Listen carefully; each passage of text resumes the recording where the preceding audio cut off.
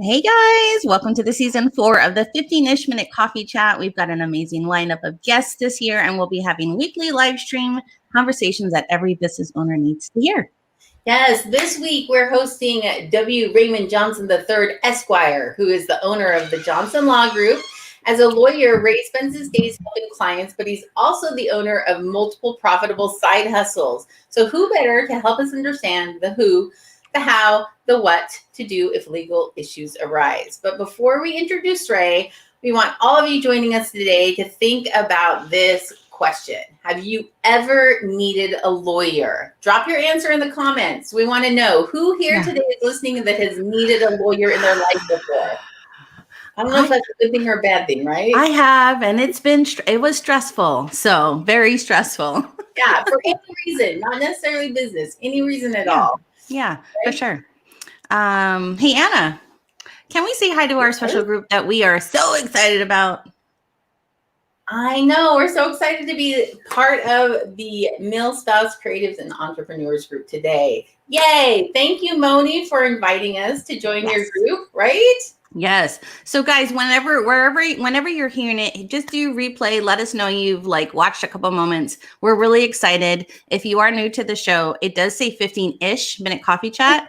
It's nowhere close to 15. That's how the idea started. And then we thought branding wise, it was just funny. Then we added ish. So 30 minutes of your time. Right. But we have a very busy professional today. So I know that time is money. And so we need to make sure we are not taking too much of it. So I guess we will go right into his bio, right? Yeah, let's go into his bio. Let me get this up there. Yeah, let's do it. All right. Go ahead, Anna. All right. No, that's me. No, that's you. Oh, yeah. Yeah. Hi. Okay, so there's just a few things I really want you to know about Ray. You can read his full bio right there on the screen. But Ray was born and raised in Oregon, and he is the only boy that has 6 amazing sisters. He has been practicing injury law for the past 20 years.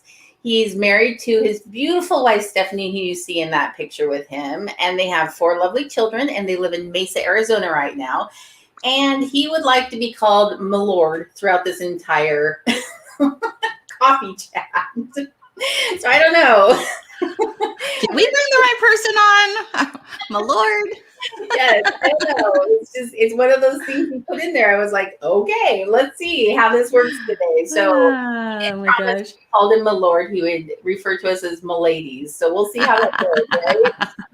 That's hysterical. I love it. Okay. Well, let's without further ado, let's bring in Ray. Milord Johnson. Oh. Ta-da! There I am. Hello. Good morning. Good morning, my ladies. I hope we said it right. Is it going to be my Lord Johnson or my Lord Ray? What would you prefer? I answer to my Lord Ray or Lord Creamsicle is my preference. Oh, gosh. That's hysterical. Well, welcome to our show. What we'd love to do to knock it out of the way so we can try to get into that 15-ish minute time frame.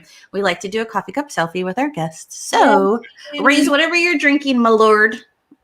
And we're going to take a little, I love it. That's very essential. Every day, have a cup of pens keeps the law people away. Is that what that would be? Okay, on 3. Evil spirits away, yes. Yes. Okay, 1, 2, 3. Oh, I love it. Okay, awesome. Yes. Okay, what's up? Oh yeah, we got to do it. Okay. Anna.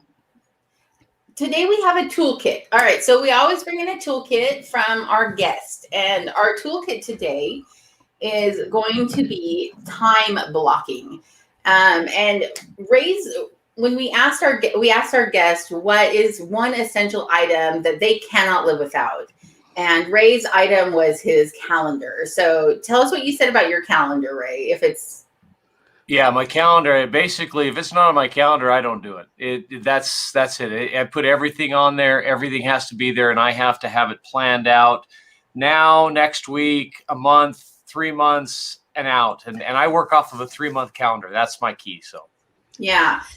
So I think like for us, when we talked about the calendar, one of the things Selena and I talked about was time blocking. And I have a mentor that I meet with monthly, and she's amazing. But one of the first things we talked about was how she said, you have to block out time for certain things. You have to block out time, or your productivity, you're working all the time, you're working crazy hours, you're missing out on things. And so we came up with these 3 ideas for time blocking. Selena, do you want to take it? Yeah, for sure. I think what we thought we liked is you ultimately become more productive at work because you give yourself hard stop limits. And I know a bunch of fantastic spouses in Moni's group talked about time blocking. So I love that we brought this up this week. You also have time committed to doing fun and relaxing things. I'm guilty because if I don't time block, I just kind of work. And then the third is you plan for and make time to do those tasks and projects that you may think you'll never accomplish. So, I mean, I think that's important for any profession, you know, such as like what my Lord Johnson does. You know what I mean? He not just is a serial entrepreneur, but he practices law. So obviously that's really important to his clients, to making sure they're at the court on time, whatever, all the things, right? So Yeah. I will tell you that a few years back, I told my staff that I was going to block every Friday off so that I could play golf. And I blocked off my entire calendar. And that was about that's been more than 10 years. And I don't think I played golf once in that 10 years. Oh my gosh. But they don't schedule on Fridays. That's the thing. But you did attempt to do it though. And so I think that's key, because I guess like when you talk about self-care for yourself, when you work so hard, it's so important. Yeah. But try to do it. Try to time block, put in golf, and then try to do it or not. Tuesday morning, right? That messes the whole schedule up. Your staff will be like, what the heck is going on? Tuesday Why are you here?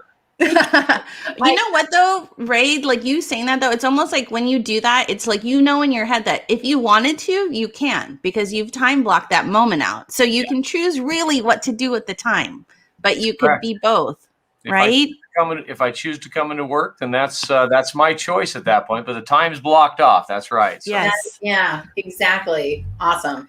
Anna's like, I would be golfing. Are you crazy? Like if I'm I know. I'm currently changing my time blocking right now because I homeschool my kids. So I have to be able to fit homeschool plus work hours plus, you know, everything else that I need to get done during the day, hour time frame. And it's been a bit of a challenge. So yeah, anyway, but big fan of time blocking because really otherwise, and calendars in general, because honestly, I'm like, Ray, if it's not on my calendar, it's not happening in my life. I've forgotten completely about it. Yeah. And I apologize to anyone that has been on the other end of that because anyway, okay. Yeah. No. And then, hey, tell us in the comments, guys, if you do use time blocking, and do you like it? Do you feel too constrained by time blocking? Are you resistant to it? Let us know. Yeah. All right. Let's move on to that next question. I know. So every session this past season, we have included what we call the mental health question of the day. And this is really because we feel like it's a great start to a great conversation. And it's just kind of that more introspective, internal kind of thing for our guests to answer. So, Ray, the question we have for you today is what work did you do before you entered your current role or pursuit? And how did you know it was time for that change? And especially for you, because you are a serial entrepreneur that has started multiple different businesses while keeping a day job as a lawyer. So how did you know it was time to do that? Well, I'll start with what I did before I became a lawyer. I actually put myself through law school by making balloon animals in restaurants, blowing up balloons and walking around restaurants and earning tips for balloons. And I would make somewhere in a range of $600 a night for 4 to 6 hours of work. Whoa. Making balloon animals in restaurants. Okay, that is not, I did not realize that your income was that high. Animals. And at that time, what I did was I actually trained some teenage kids that lived near me at the time, and this was in New Jersey, and trained them how to do it. and then sent them out, booked other restaurants, charged the restaurant to bring them in, charged the kid to go there, and a percentage of their take. And so I had kids out working for me at the same time. So that's what paid for law school. So that was what I did before I became a lawyer. So do you ever? That didn't pay off all my loans, by the way. But you had a child and a wife at the time, so it paid for your living expenses, I'm guessing. Yeah, that's how we lived. That really is how we lived. So that's amazing. But then you know, so I guess really the way I would frame this is that once I became a lawyer, I realized that working for someone was not what I wanted to do, even as a lawyer. And so I was working for a law firm in Arizona here, where I was happy with what I was doing. I enjoyed it. I was doing criminal defense work. I was doing landlord-tenant evictions. I was doing civil contract work, stuff that I'd learned and I was enjoying. But I realized very quickly I didn't want to be filling out time cards for someone else. And so I had an opportunity to go and work for a personal injury law firm, and there was a lot more flexibility with that. Started out on a salary for a time, and then within a few years was able to break off and have my own business opportunities, bring in my own cases, have my own case opportunities, and eventually I bought that firm, and that was back in 2007 as I bought the firm. So I've been out of law school for 7 years when I bought my first law firm. Wow. And then it's just been great success ever since. I love what I do. I love coming to work every day. I'd work 12 to 16 hours a day if I didn't have a family and kids and other things that I'm supposed to do. But that's that was my transition time frame in my first, really within law. And it's been a great ride. I really do enjoy it. I think that's so important that you had just said, like, you love what you do. You love it so much that you could be living in your office if you could, right? Yeah. And that's so key to being an entrepreneur or a professional, is hoping that you find and land in the thing that you love to do. And God, that's so important. I love that. So carry the story on a little bit more, because I think moving forward, now you're this lawyer, you're super happy in what you do, but you've started multiple other businesses. So what was it that spurred you to take that next step? Yeah, you know, and it's important to realize that sometimes businesses fail and sometimes they're successful. My first business venture that I did was I bought into a carpet cleaning business with a friend of mine, and one of my friends that lived near me, and that we'd done some business together. So we both threw some money in a pot, and we bought a carpet cleaning machine in an existing business. And one of the partners was going to run it. He was going to do all the work, and we paid him a salary to go out and do all the work. Well, that went on and on and on, but we never saw anything from it. The partner that was doing the work just did enough work to pay his bills, and that's about it. And we just didn't have the advertising or the different, opportunities to expand that. And eventually that business failed. Eventually that partner decided to leave, and he walked away.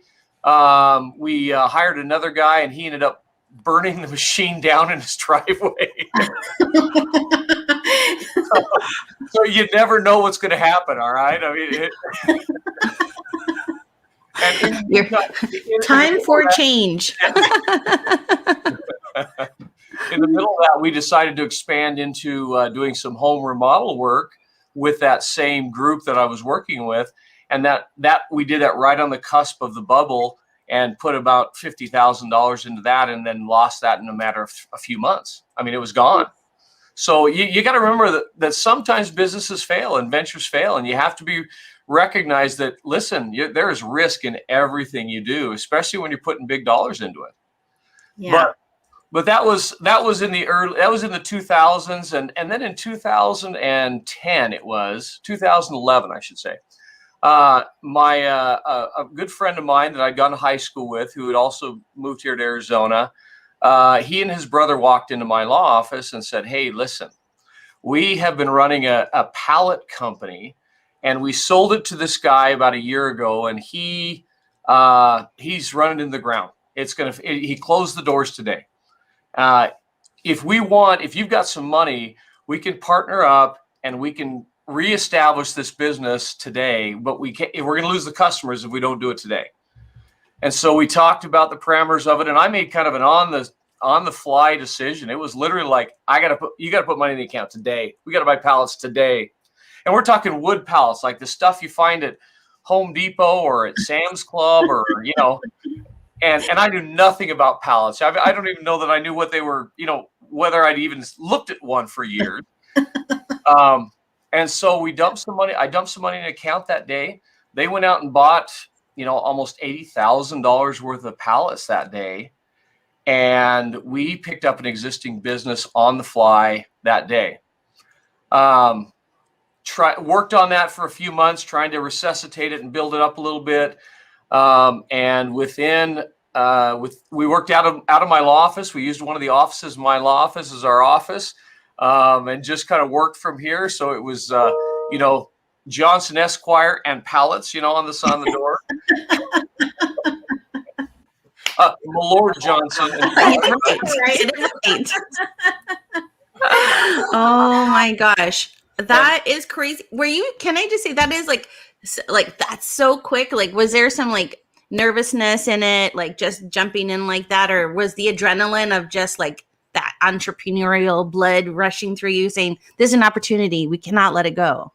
Well, there absolutely is that element of it. First of all, the person that I was partnering with, I trusted, and it was somebody that I had a relationship with and I knew. So there was not just this, cold call and, hey, can you dump some money in an account today? So that was the first piece.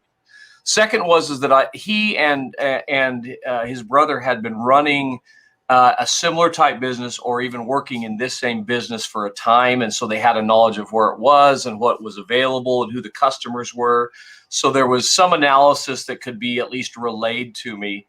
And then the third was looking at books in the past, being able to see what those numbers were and what the margins were, what the value of that business could be. And, fast forward 10 years, we just hit our 10-year anniversary here in November of last year. I know we survived. And we are currently, we're the biggest pallet company in Arizona, and we run awesome. a 500,000 pallets a month through our business. That's wild. But celebrating any win, and that's huge, right? Like that moment you took way back when, and it's still going, and it's going strong today. I love that. So take the tips from my Lord Johnson is really look at the 3 things he said that are very important, and then jump in. If they all align into where you think this business will succeed, do it, right? So and can I tell you the key to how we got to where we are today? And I'm going to say so that those that are listening and that are seeing are understand really the basis of how we were successful. During that time, my business partner and I, we continue with our day job. And even though we're working full-time day job, we're also working nearly full-time on pallets, in our free time and our extra time on the weekends. We're putting the time in to make that grow. And we have not extracted any dollars out of that other than maybe some expense accounts items, vehicles or things like that. But we have not taken salaries out of that account, out of that business. We've just kept rolling it back into the business with the extra business income that was there. And I think that's part of I would say that's the key to the success of this, is that our day jobs paid our bills. We didn't go living high on the hog with, whatever we wanted, pulling it from the pallet company. We kept rolling it back into that so we could grow while we were living and maintaining a lifestyle that we were used to anyway. And so that's been the key the last 10 years. And now the pallet company, now we're forced to take money out because we've run out of things to buy. Too expensive out, really. And we've run out of equipment to buy. What a horrible thing. I know, right? All your hard work paid off, so you have to take money out? Is that how this works? I have to pay tax on the money I earned in 2020. So on that. I love that. And I love that hey, it's not like just because I have this second one is that you still have to work really, really hard, you know what I mean, to make something grow and to succeed. And so just because he's saying like, hey, I'm a lawyer here, you know what I mean, doesn't mean, like you just said, you're not living in the this and this because you took the second on. So remember, it doesn't matter if you're sitting, I'm going to quote Ray actually, because we got on before backstage. Just because you got fancy pants in a fancy chair does not mean anything. Right. Look at this chair, guys. You know, that's entrepreneur goals. Chair. I want a fancy chair. Okay, sorry. That was great. I loved this question. I loved everything you said. And Ray, Anna was really hoping you were going to pull that balloon story out. And I really was. Did. And I come from a restaurant background, and I'll tell you what, we had balloon people and people loved them. Yeah. And I will just ask this one last question. Have you ever had to do balloon art in your office, like with a client for some weird reason? Like, did you have to pull it out? Like, do you have balloons in your drawer? Is there a secret? Oh, no. No, I won't make one right now. But, that would have been a first for our show, is getting balloon art done by believe it or not, I have used that balloon art so much after I learned it in law school, and it's funny because my most recent venture, I don't know if you want to talk about this anymore, but my most recent ventures, we've opened up a food truck park here in Arizona. That's amazing. And we have food trucks coming in 6 nights a week, and it's it's this big. We own 3 acres of commercial land on the busiest surface street in Arizona, in Mesa, Arizona. And we have opened up a food truck park, and we have food trucks every night. And the suggestion that was made on Saturday is, Ray, I think you should be walking around making balloon animals in a food truck park. So it's an art you should never. Yes. It helped start your career. It helped fund your beginnings, and it's going to be something you get to just enjoy for fun. I don't know. You could be like 80 years old and somebody pulls out a balloon and you're just fascinated. It brings everybody to a happy place, you know? And then the fascination as you twist and you're just like, oh, it's going to pop. You know what I mean? Like there's all these feelings that go with watching somebody do balloons. So, I do love, though, that balloon art was a way for you to sustain your family's life during law school. Yes. Like that's so out of the box thinking. You know, you weren't hustling at a restaurant. You didn't, get a job in retail or, whatever it was that would be what I would say normal college or, law degree type of work that you would do. You went totally outside the box for balloon animals. And I'm saying $600 a night is a really good wage. Like that's pretty impressive. Listen, I never told the servers what I was making because I knew what they were for their shift. They would have quit and went working for you. Oh my gosh. And one of the most fascinating parts of that is that early on, it was like the first couple months I started doing it, and this is a little suburb outside of Philadelphia, and I was working at a TGI Fridays restaurant one night. It was a Friday night, and I go around the corner to kind of the end of the restaurant, and there's a big group of people there, and I recognize the guy sitting in the middle. It's the head coach of the Philadelphia Eagles, right? And I'm like, "Hey, coach, what's up?" And he's got his little kids there with him, and they're all sitting there. I'm like, "You guys want some balloons?" And he's like, "Yeah, that'd be great." So make a little Philadelphia Eagle football players, right? Catching and passing, and I make these little football players and hand them around the kids. And everybody at the table is fascinated. Like everyone, he's got his entire staff there. They're just watching the whole time. And at the end of it, as I'm walking away and taking the tips and hey, thanks guys. The marketing director walks up to me, hands me his card, says, "Dude, call me on Monday morning. I got to talk to you." I love that. And I got a contract with the Philadelphia Eagles for 3 years to do all their centerpieces for their VIP tables for home games. Stop it! Out of that, yeah. That is so great. So another tip here is don't think that it's not lucrative. Yes. You know what I mean? Because wow. Were you nervous? Do you get nervous? When you're doing the balloon thing and everybody's looking at you like that, and especially if they're like, some big ballers from the Eagles, right? Like, does that make you nervous? Like, don't pop, don't like position that you need to do? Like, what's the thought process? Selena, I'm confident in my skills. I don't know what you're talking about at all. You Johnsons, I need a dose. If you could bottle up what you Johnsons got, I will take that vitamin every day, because you guys have the best confidence. I would be like sweating, and then the sweat would like go. You ask Anna. I think she would classify me. I think all my sisters would classify me as probably the worst when it comes to confidence. So yeah. In fact, we're going to take you down a notch. I thought this comment was particularly. So you were basically a carny. That's what we're talking about. Move that ego down just a tiny bit. Yeah. Well, I may or may not have chopped someone up and hid the body during that time. That's hysterical.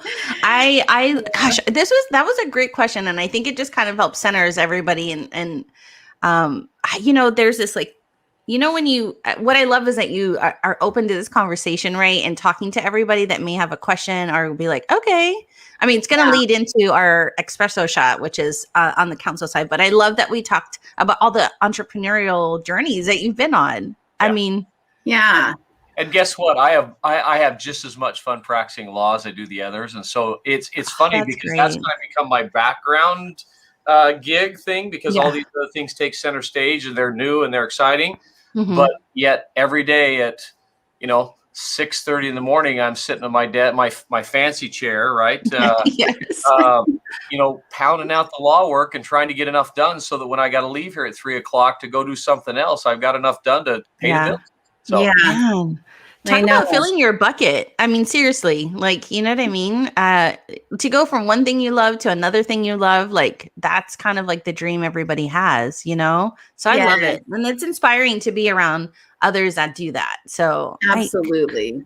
I love it. We're gonna throw you right from that conversation into our espresso shot question, which is, as an entrepreneur, when you find that you need a lawyer, hopefully it's not too late, but it's usually going to be a time of stress or anxiety, or something's happening that would cause you to need this service. Yeah. So when people who are entrepreneurs are looking for a lawyer, how do you know you found a good one? Like, how do you know you have a good lawyer is really the question. Well, first of all, I would say if you've got experience with a lawyer in the past, that's probably your best way to be able to gauge the performance, right? I mean, go back to the same guy you used before if you were happy with him. If you weren't happy with him, then don't use him again, right? Because the likelihood of you not being happy with him or remembering the last experience is certainly going to be on the forefront of your mind. It all depends on what you need. Lawyers, like doctors, have specialties, right? We do specific things that we're good at, and I'm really good at personal injury law. That's what I do. If somebody asked me to write a contract for them, could I do it? Sure, I could write a contract for you. But the reality of it is that's not my primary focus. And so I would probably refer you to a contract lawyer, somebody who does that and interprets those specifically. So that's the first thing, is call someone that you know, call a lawyer that you do know and say, do you do this? Is this your specialty?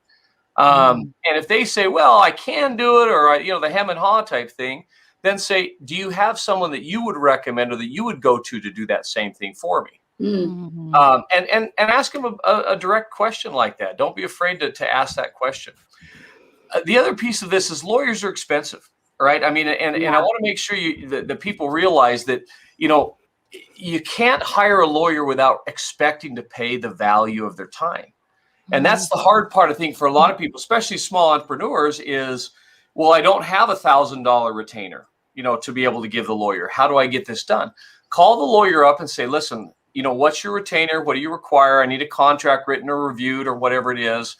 And then say, what's your hourly rate? Make sure you know exactly what the parameters of the agreement are. And then don't be afraid to say, you know what, I don't have $1,000, but I have $500 I could give you as a retainer. Would that be enough? And chances are that they may be willing to work with you to be able to establish the relationship, especially, again, if they worked with you in the past and you paid your bill, of course.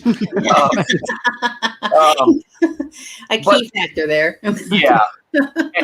And I'll take the worst case scenario. The worst case scenario is you're getting sued, or there's something that, that someone has sent you a demand letter and they're threatening to sue you or something like that, and you need to have that reviewed. A phone call, a free consultation is exactly that. They're going to consult with you and they're going to give you some just thoughts off the top of their head. But for them to sit down and read that demand or read that letter and go through the whole thing in detail and really isolate what it is that your defenses or your reaction or action should be, expect to retain that lawyer. You're not going to get them just on the fly to give you the full answer. It's like going to see your doctor, say, hey, doc, I need to have this spot removed here. What do you think? And he looks at it and says, yeah, you probably do. Right. But he's not going to remove it right then unless he's got his surgical equipment. He's got it set up. Everything's ready to go. He makes sure he's done a biopsy of it, the whole process. Same thing for a lawyer. We have to make sure we're right, because when we do give you a response, the worst case scenario is that we respond in a way that ends up getting you a judgment against you, and your small business can be severely affected by that. So I think that's probably the best answer I can give you, is that a good lawyer is someone that gives you straight answers up front and is willing to tell you whether or not that's his specialty specifically. And then if it is something that he says, yes, absolutely, I can do that for you, that you develop the relationship with him that works for both of you. Because if he says, hey, I need $10,000 retainer, it's probably not the lawyer you want, right? I mean, so those are the key elements of it, I think, right there. When talking about price with a lawyer, just really quick follow-on question. Talking about price with a lawyer, there's no like average cost. It's not like there's like, you pay your hairdresser X amount for highlights and it's kind of a standardized dollar amount, but you don't find that with lawyers. So how do you know if you're being overpriced or underpriced, or you know what I'm saying? Like how do you manage to understand that cost balance, I guess? Yeah. First of all, DOE, right? Depends on experience. That's the first thing you should look at. How long have you been practicing law? How long have you done contract work? Well, actually, I graduated from law school last week, and I'm it's my first gig, but I want $1,000 an hour from you, right? So that's the first thing is, how long have you been in business? How long have you done contract work? Find out how long they've been working. If they've got more than a couple of years of experience, they probably have knowledge there. But if they've got more than 10 years of experience, they probably are going to charge you a significant amount more, because they are some of the best in the business. You look at somebody like me, I've got nearly 22 years of experience in my field. If somebody comes to me and wants hourly work done for them in personal injury work, I charge them $500 an hour. Right. I mean, that's probably below a fair wage for the number of years I have in the business. But I work also on a contingent, and that's a lot of people think that contingents are normal in every area of law. They're not. They're only normal when you have a specific type of legal question, like an auto accident or some of those types of things. But when you're going, and I'm going to say contracts, keep saying contracts because that's likely what everybody's worried about here. That you've got a small business. Those contract works, I mean, you should be looking to pay an average cost, and by average, it may be $150 to $350 an hour. For the review of your contract and the work that's done. If you go and get somebody that's got more than 10 years of experience, that's really knows what they're doing, or with a big firm, you're probably going to pay $500 or more an hour for their time. And it just depends on who you're hiring and how aggressive you want to be. And don't be afraid to hire a local lawyer to defend your case, because a lot of sole practitioners or small law firms are guys that have worked for big firms before, that have done some of the big contract work. So that's the other thing is, where did you work before you were here? If they worked for one of the big law firms, one of the big national law firms, and you may want to look up what those national law firms are, say top 10 biggest firms in the United States. Oftentimes, if they've worked for Perkins Coie or one of the big firms that are out there, they have got some experience that's really worth the $350 to $500 an hour you're paying. They've done some multi-billion-dollar contract work cases where they've litigated in New York State or other places and have been a part of that type of really serious litigation work. So. Wow. Yeah. Okay, I have a question real fast. We have a bunch of nonprofits that are in the military spouse group. say they are needing to seek services, and we know nonprofits don't have a lot of money. For the smaller startup nonprofits, like how do you advise them to retain a lawyer when they don't have the funds sometimes? Like, what's a good tip to advise them with that? Well, and that's a great question, and I do have a couple of small nonprofits that I help run as well that don't have a lot of funding, right? I mean, first thing is ask if they would donate their time. Don't be afraid to ask. Say, would you do this? Would you do this? Pro bono is the word. PRO, new word, BONO. Pro bono is the Latin term for free. For free, right? Yeah. For free. So pro bono, Do I say it like that when I ask? Like, can you do this? But only in a fancy chair. Okay, got it. No, but pro bono. Would you be willing to do the work pro bono? And if you've got a nonprofit that has a great community feel or a great community purpose behind it, or a military purpose behind it, chances are that lawyer will be like, sure, let me donate my first 5 hours or my first 10 hours to this for free or something. They may be willing to do it. Just ask them, show them what you do, show them what your business is, really show it off, and ask for a donation from them is what you're doing in essence, right? I'm hearing a pitch coming on here. This is where we got to get your pitch deck all ready to go so you can impress the people that you want to donate their time pro bono. Right. Right. Say, hey, listen, you call them up, say, hey, I'd like to meet with you. I've got this great nonprofit and we're looking for some legal help with it. And I'd like for you to, to ask you if you would be willing to offer some of your services pro bono. And I can put you in touch with other people that may be potential customers in the future. And here's what I can offer as part of that. But, I'm asking for you to help me with this particular issue pro bono or for free. So that I can try and get through this issue so I can be successful with the rest of my nonprofit efforts. Right. Yeah. Okay. So thank you for that. Because I think a lot of people in this group would find that useful because there are a lot of nonprofit runners, and no matter what, there is going to be some time in a nonprofit's life that they need to retain a lawyer. Yeah. So no, you're not going to get through. You're not going to get through any business lifetime without needing a lawyer. Right. Right. It is. Yeah. Ooh.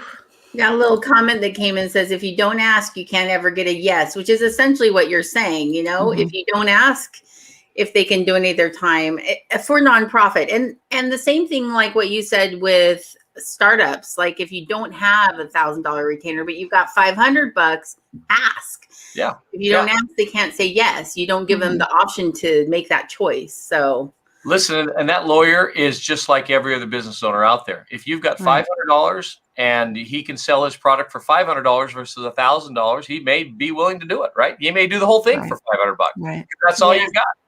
So But be respectful of the lawyer's time and come prepared, like Anna has suggested, right? Don't come to Ray's office and say, can you just help me? Come and show them the statistics of your nonprofit, right? Like, or your business, or tell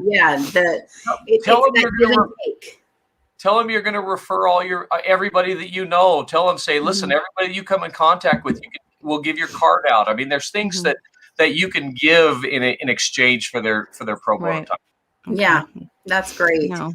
Thank you, Ray. That was a wonderful answer. And we've got another. So Lewis Butler, some states require a certain number of pro bono hours each year as part of bar membership. Yeah. So something to remember as well. Yeah. You might, I don't know which states, but if you live build a relationship with a lawyer. Go to them and say, hey, listen, I understand you've got to do some pro bono hours. Here's what my business is. Sell your business to them, right?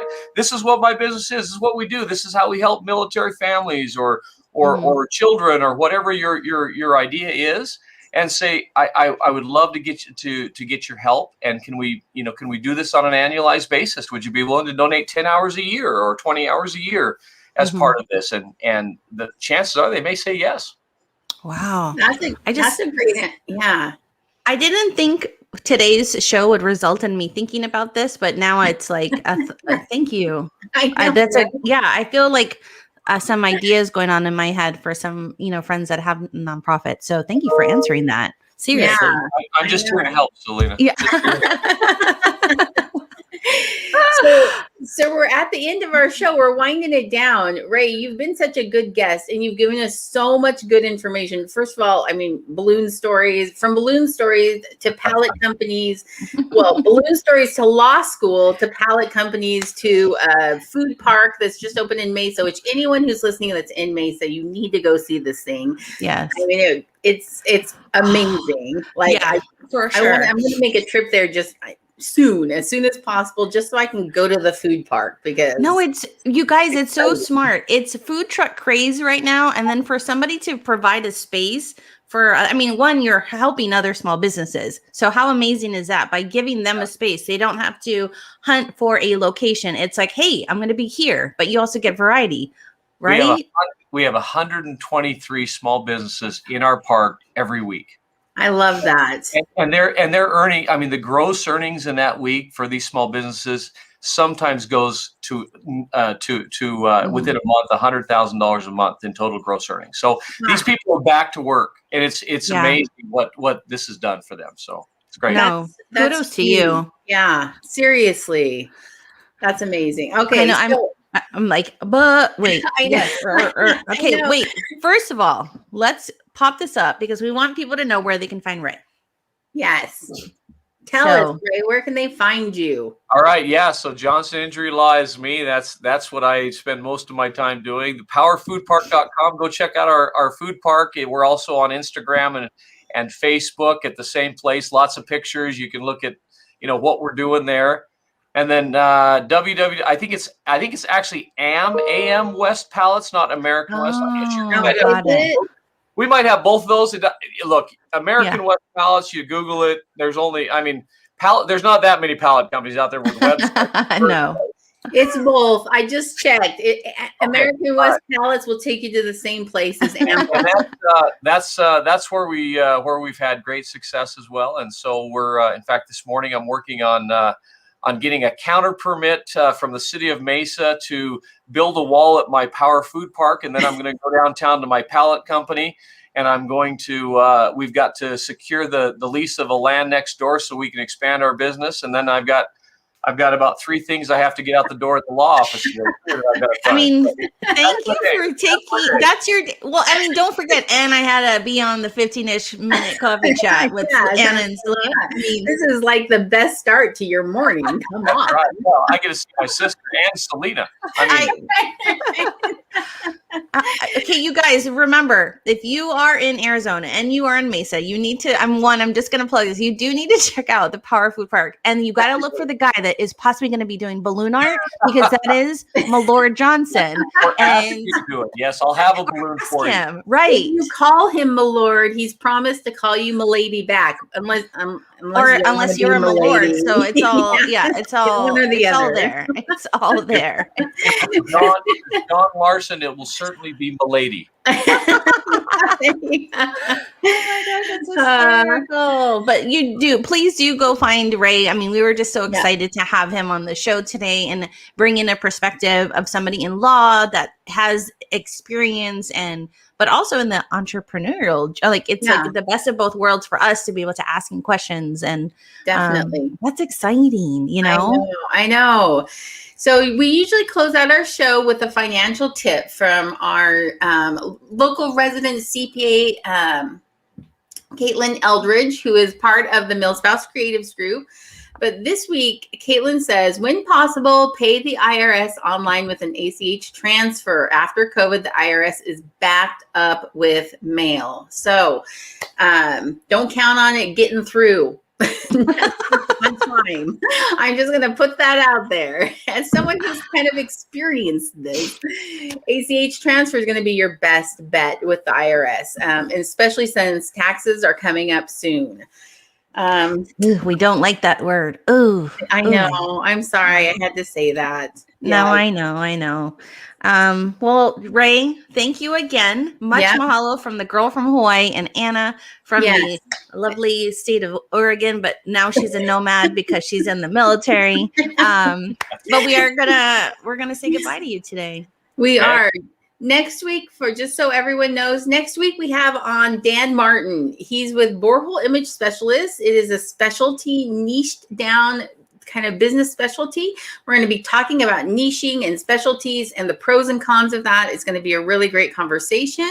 Yeah. And then before we say goodbye to Ray, just remember you can always find us at AnnaandSelena.com, Facebook, YouTube, and your favorite podcast platform. And we'd love for you to subscribe. Yes. Yes. Yes. I just want to know how I get borehole imaging into my title of one of my businesses. You're right. I'm sure you just set up a balloon art meeting, Ray, and I think it could go down. You know what I mean? That is going to be a unique trait on securing future endeavors, is what I'm seeing. I feel like he could manage that somehow. He could wind his way into that whole borehole imaging thing. The confidence you Johnsons have, I know will make it work. Like nobody else could do it. You know what I mean? But you Johnson's good. So, all right, guys. Thank you again. We are so appreciative, Ray, of having you on today, and we will see everybody next week. Yeah. Bye. Bye.